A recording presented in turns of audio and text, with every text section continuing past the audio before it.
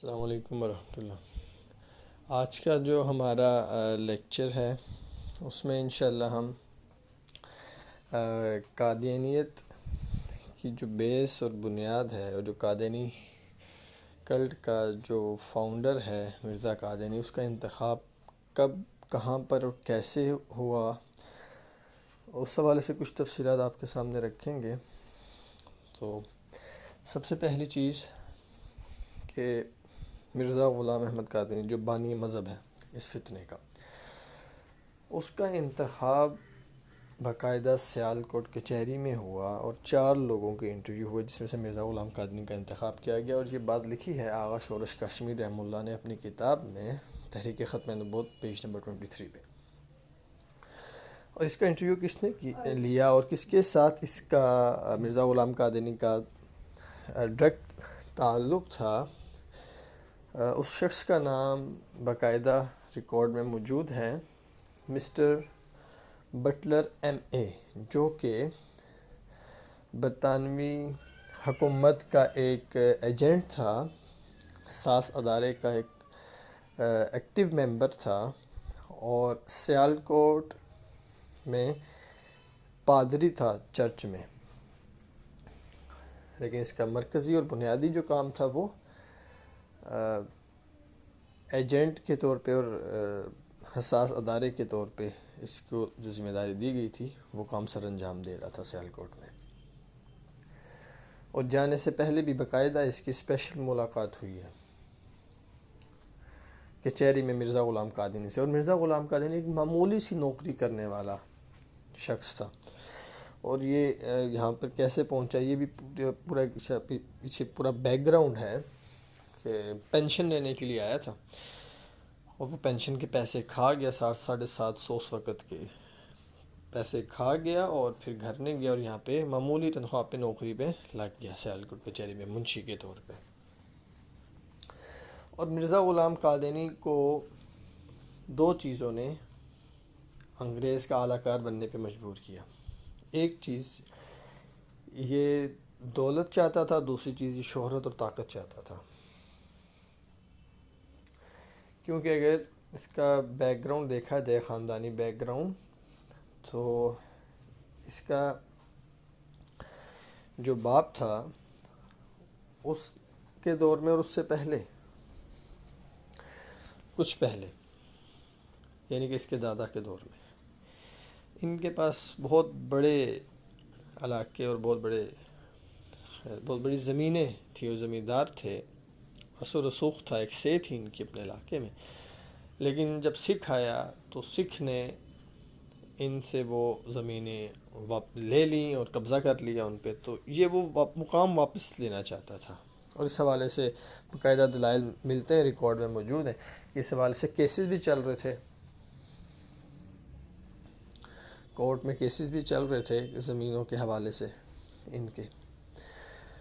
تو وہ مقام واپس لینا چاہتا تھا، شہرت چاہتا تھا۔ مقام واپس ملے گا کب؟ جب طاقت ہوگی، اختیارات ہوں گے، کیونکہ اس وقت یہ جو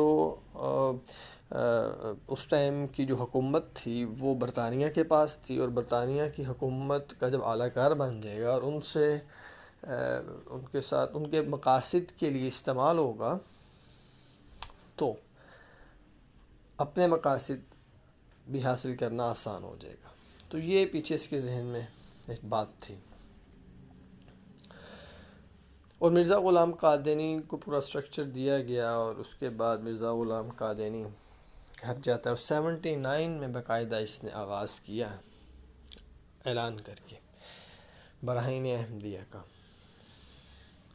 اور تدریجاً اس نے دعوے کیے۔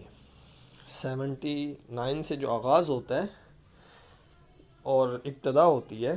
یہ بیس بنائی جا رہی تھی، بنیاد بنائی جا رہی تھی، اپنی طرف لوگوں کا جھکاؤ کیا جا رہا تھا، اور لوگوں کی ذہن سازی کی جا رہی تھی، فالوئنگ بڑھائی جا رہی تھی، اپنے فالورز کو بڑھایا جا رہا تھا۔ اور کرتے کرتے جو اصل دعویٰ تھا اور جو مرکزی دعویٰ تھا اور جو بڑا دعویٰ تھا، وہ تقریباً 21 سال کے بعد کیا۔ اور اس سے پہلے کچھ دعوے کیے ہیں، جیسے کہ مسیح موعود ہونے کا یا مسیح ہونے کا دعویٰ ہے 1891 میں، اور 94 میں مہدی ہونے کا دعویٰ، مہدویت کا دعویٰ کیا ہے۔ تو اس طریقے سے اور بھی دعوے ہیں، لیکن اصل جو دعویٰ کیا جس کے لیے کھڑا کیا گیا تھا وہ 21 سال کی محنت کے بعد، بیس گراؤنڈ بنانے کے بعد، فالوورز بنانے کے بعد، اور ایک فالوئنگ کے بعد اس نے جا کے 1901 میں نبوت اور رسالت کا کھلا دعویٰ کیا۔ اور یہ جو اس کا دعویٰ نبوت تھا، اس سے پہلے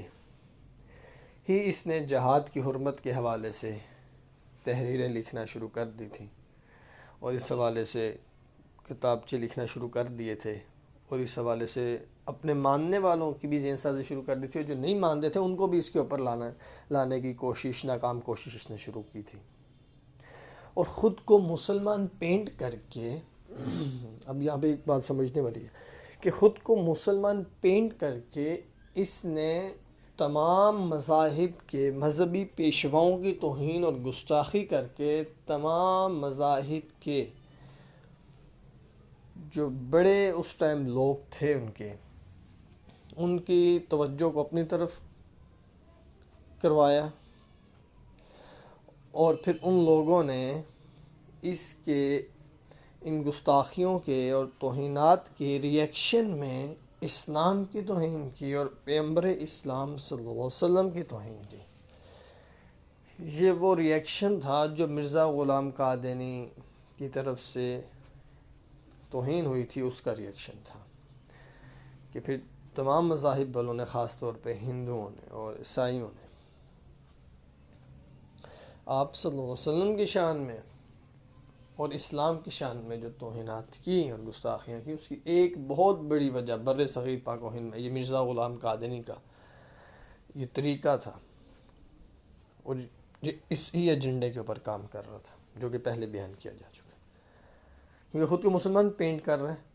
اور توہین کر رہے ہیں عیسائیت کی، اور توہین کر رہے ہیں ہندوؤں کے مذہب کی، تو اسلام نے تو اس سے منع کیا ہے۔